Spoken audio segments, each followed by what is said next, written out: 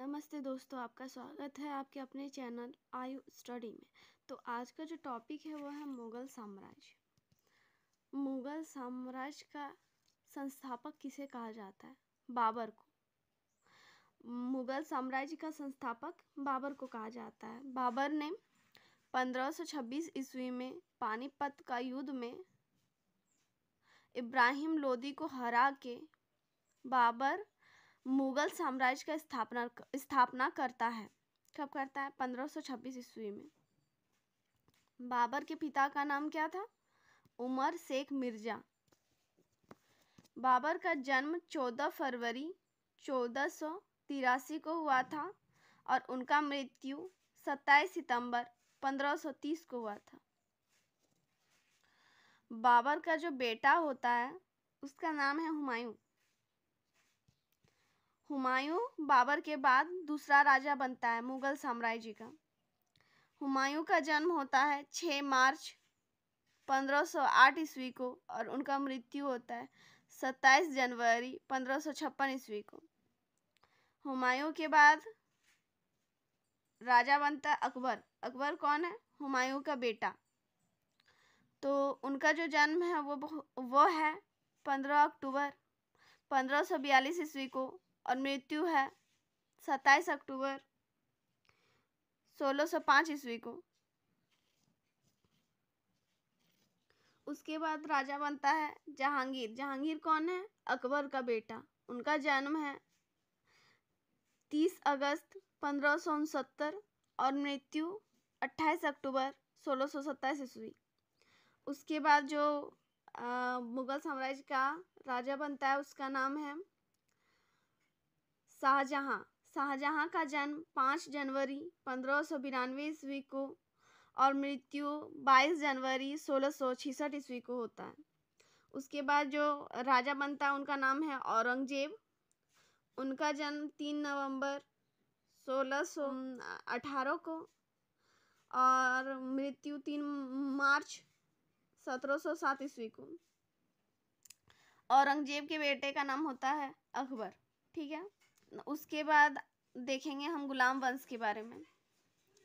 तो गुलाम वंश का संस्थापक कौन है? कुतुबुद्दीन ऐबक। ठीक है। गुलाम वंश क्या है? गुलाम वंश का नाम गुलाम वंश क्यों पड़ा? तो वीडियो को स्किप नहीं कीजिएगा, आगे बताते हैं गुलाम वंश का नाम गुलाम वंश क्यों पड़ा। गुलाम वंश का संस्थापक कौन है? कुतुबुद्दीन ऐबक। ठीक है। उनका शासक काल था या शासन काल था 1206 ईस्वी से 1210 ईस्वी तक। गुलाम वंश के बाद कुतुबुद्दीन ऐबक के बाद आता है आराम शाह।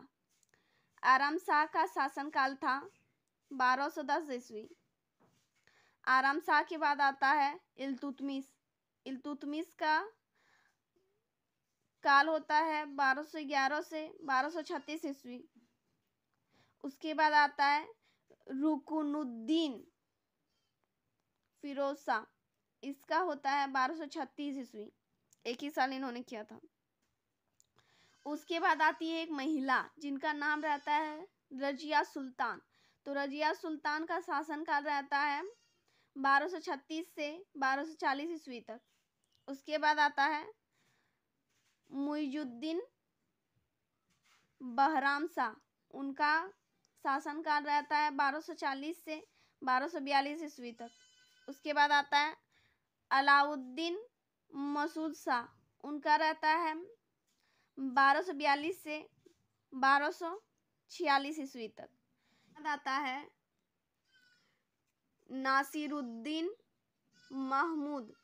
उनका रहता है 1246 से 1265 ईस्वी तक। उसके बाद आते हैं गयासुद्दीन बलबन। उनका है 1265 ईस्वी से 1287 ईस्वी तक।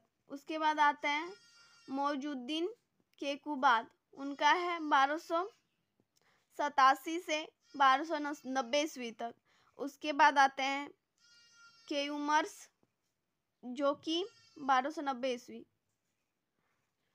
तो जैसे कि हम बोले थे गुलाम वंश का नाम गुलाम वंश किन कारणों की वजह से पड़ा और यह किस लिए पड़ा। तो गुलाम वंश के संस्थापक कौन थे? आगे भी बताए थे वीडियो में, कुतुबुद्दीन ऐबक। गुलाम वंश का नाम गुलाम वंश इसलिए पड़ा या रखा गया क्योंकि कुतुबुद्दीन ऐबक एक गुलाम थे। जो कुतुबुद्दीन ऐबक है वो कोई राजकुमार या राजा के बेटे नहीं थे, बल्कि वह एक गुलाम थे।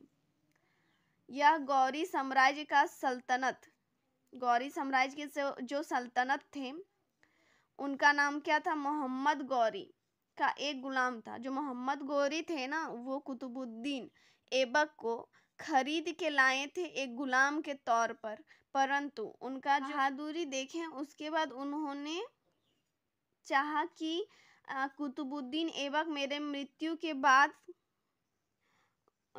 मेरे साम्राज्य को चलाए। गौरी साम्राज्य या दिल्ली सल्तनत कहते हैं।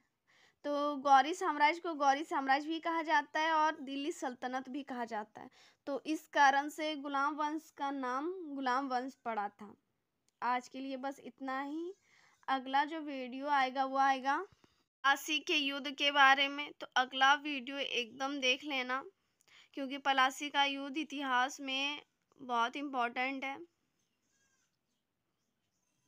तो आज के लिए बस इतना ही। थैंक यू, धन्यवाद।